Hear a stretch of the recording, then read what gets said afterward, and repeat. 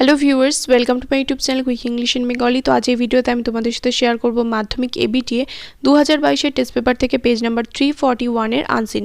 তো এর আগে ভিডিওতে আমি 341 এর আগে যে সমস্ত পেজগুলো আছে সমস্ত পেজে সিন, আনসিন এবং গ্রামার অলরেডি শেয়ার করে দিয়েছি তোমাদের সাথে, এবং পুরো টেস্ট পেপারে কিন্তু অলরেডি গ্রামার আমি শেয়ার করে দিয়েছি তোমাদের সাথে।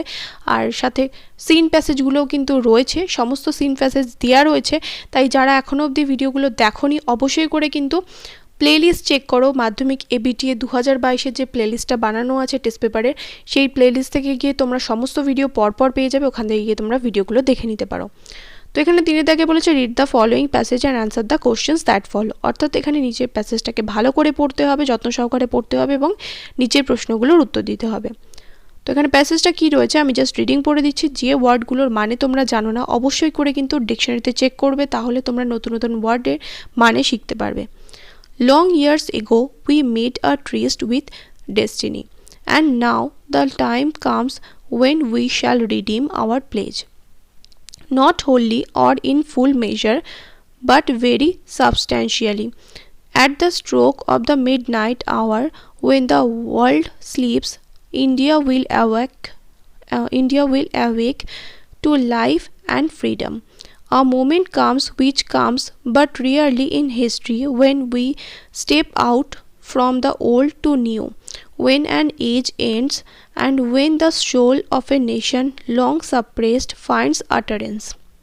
It is fitting that at this solemn hour we take the pledge of dedication to the service of India and her people, and to the still larger cause of humanity. At the dawn of history, India started on her unending quest, and trackless centuries are filled with her striving and grandeur of her success and her failure.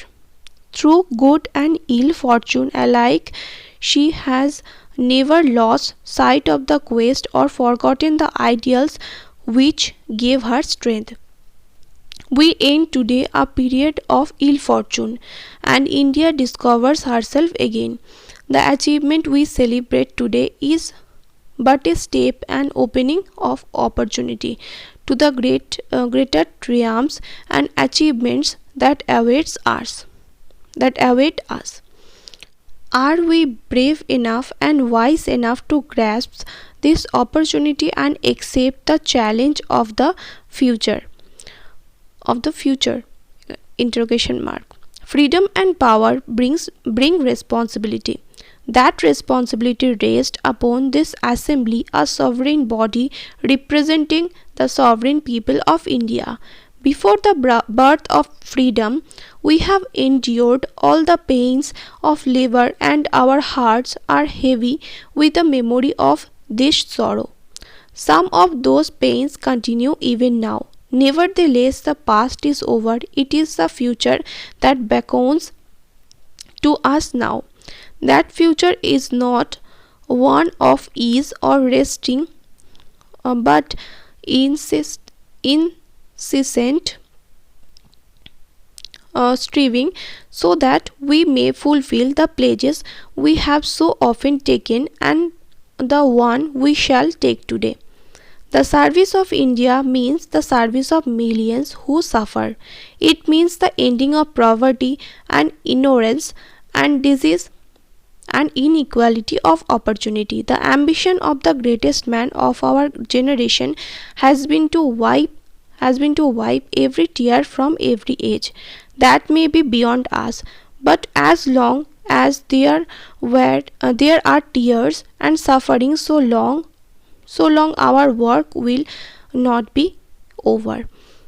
এটা কে লিখেছেন? এটা এই পুরো প্যাসেজটা কিন্তু লিখেছেন জওহরলাল নেহরু। মানে এটা জওহরলাল নেহরু কিন্তু উনি এই যে স্পিচটা কিন্তু উনি দিয়েছেন, এখানে লিখেছেন আমি বলছি না, উনি এই স্পিচটা দিয়েছেন, তার জন্য এখানে লেখা রয়েছে ব্র্যাকেটে Jawaharlal Nehru.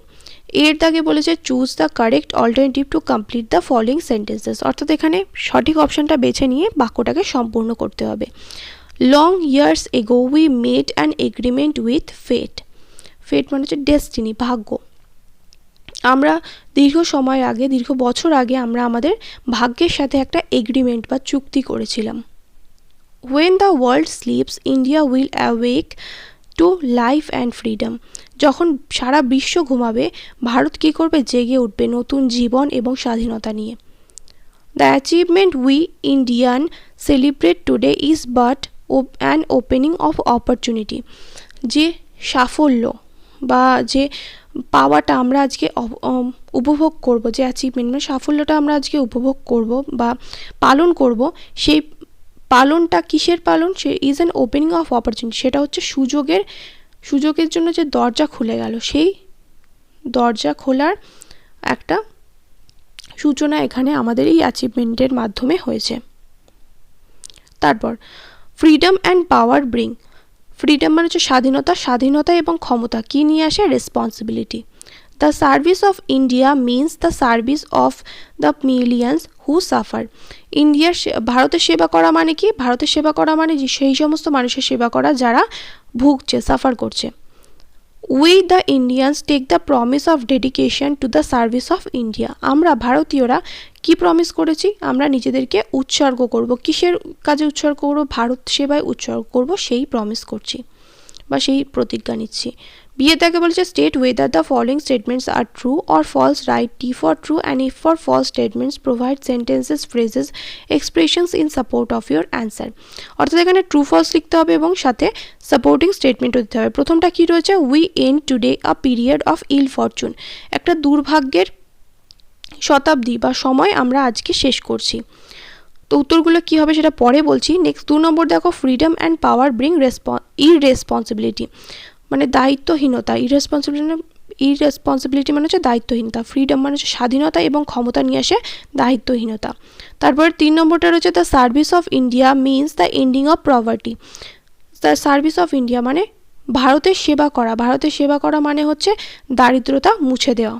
And ignorance of opportunity, এবং সুযোগটাকে অগ্রাহ্য বা ইগনোর মানে অবহেলা করা। তো এবার তাহলে উত্তরগুলো দেখে নিই কী হবে। We end today a period of ill fortune, এটা ট্রু হবে। সাপোর্টিং স্টেটমেন্ট কী হবে? We end today a period of ill fortune, এটাই কিন্তু টেক্সটে লেখা রয়েছে। তারপর এটা freedom and power bring irresponsibility, এটা ফলস হবে।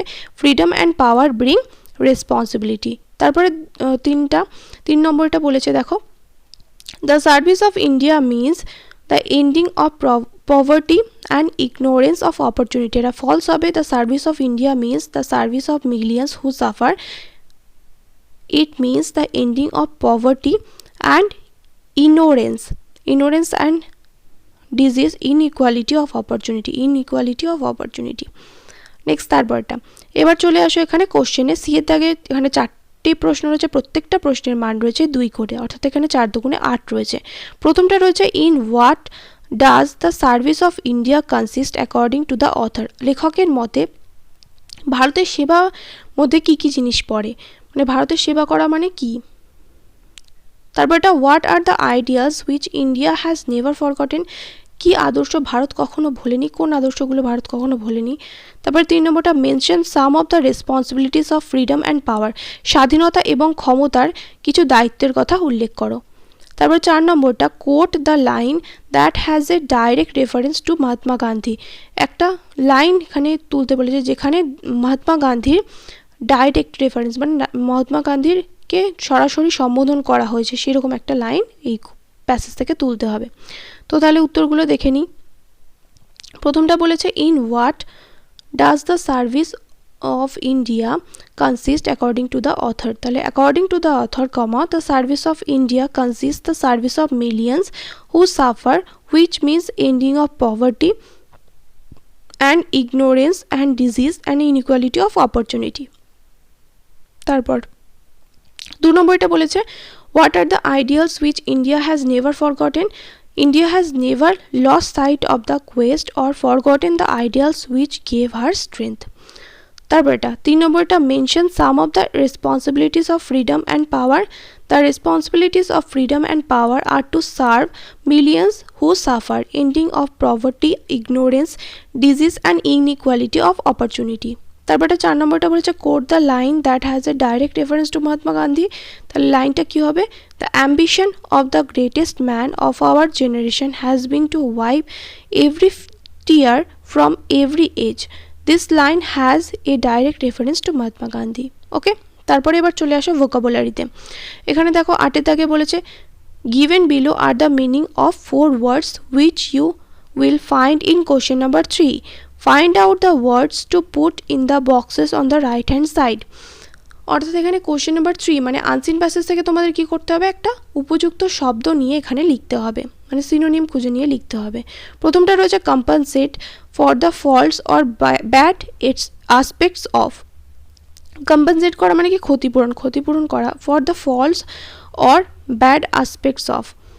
নেক্সট 2 নম্বরটা a thing done successfully with effort, skill and courage.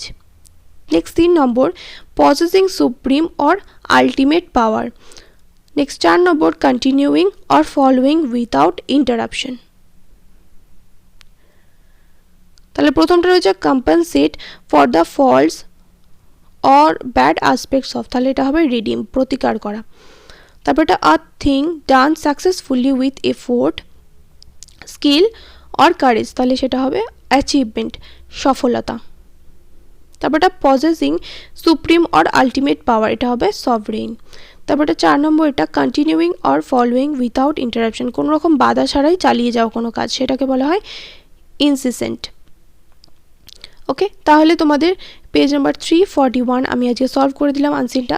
যদি 341-এর গ্রামার এবং সিনে ভিডিও না দেখে থাকো দেন এই ভিডিও ডিসক্রিপশন বক্সের লিঙ্ক পেয়ে যাবে, ওখান থেকে তোমরা চাইলে চেক করে নিও।